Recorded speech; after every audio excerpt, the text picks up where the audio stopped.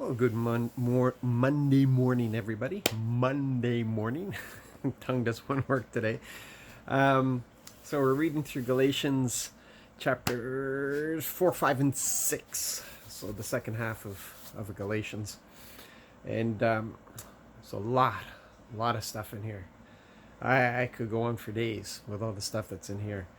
And the big thing as Paul moves away from this controversy of living under law instead of under grace, um, he comes into this whole problem of the lie. The lie. The enemy loves lies and lies, and he says here that one lie can permeate your entire belief system. And it's true. Many of us have encountered that, have experienced that, have had to overcome that.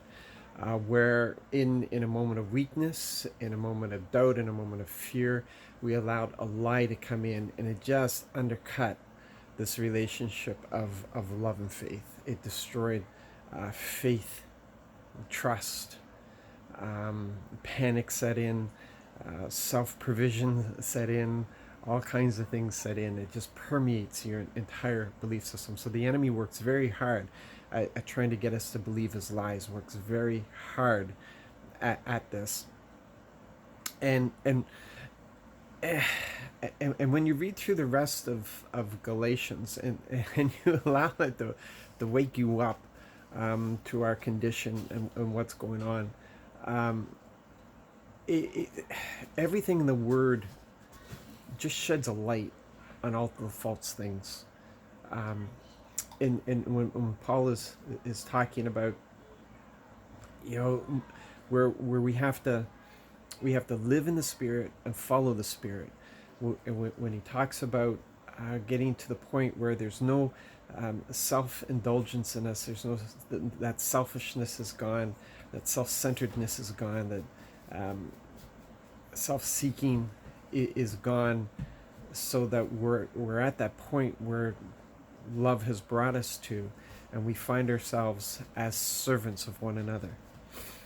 And it just paints such a different light than the reality that many of us live in, because we believe lies, and we're trying to live the kingdom system and trying to live the world system at the same time, and we have to be completely in the kingdom system, living according to the way the Father has designed it, according to those values, according to those standards, and not what the world has put in place. And so what we have in the church is we have a little bit of both, and we're trying to live a love that we can't live unless we are anchored fully in Jesus Christ, and that river is flowing through us. If it's such a let me just think for a second. It is so easy to cross the line into a place where we are loving people with our love, and in many cases with the thought that we're earning something. And Jesus told us that our love should be such that we can love people and not receive anything back. That's the kingdom love, where we pour out with no guarantees that we'll get anything back. Being able to love the unlovable, being able to love the haters, being able to love those who disagree with us, and treat them all the same. And Galatians, he just takes us from this place of frustration of living, trying to live the law to earn our salvation, to moving into a place of grace where we don't have to worry about our salvation, because that's guaranteed to us because Jesus did it. It's his work. It's not ours. It's not dependent on what we do or don't do. It's dependent upon what we believe. But because we love him, we will want to walk in obedience, and walking in obedience, we say no to ourselves.